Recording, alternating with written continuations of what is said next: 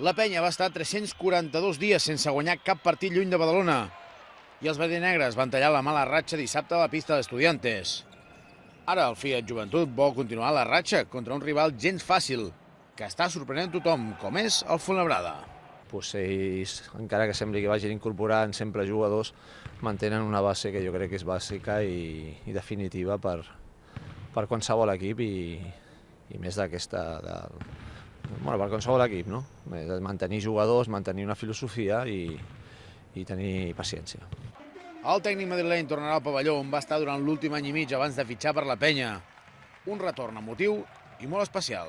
Coneixent el públic de Fuenlabrada, crec que sí que la rebuda serà bona, però també és ben cert que quan comenci el partit, tota la gent que hi ha darrere de la banqueta, crec que és la penya 3-14, són molt d'usos amb el rival, és a dir, hi he estat bastantes vegades com a rival, també a Fuenlabrada, i és una pista molt complicada, amb molta tensió i tens d'estar molt concentrat tot el partit i estar molt units. Fer un partit molt complet, no? Amb el posar-hi tot. També serà especial, però per un altre motiu ben diferent, el retorn de Lubos Barton a Fuenlabrada. El txec va ser acomiadat fa un mes del club madrileny i ara, amb la penya, intentarà prendre's la seva revenja particular.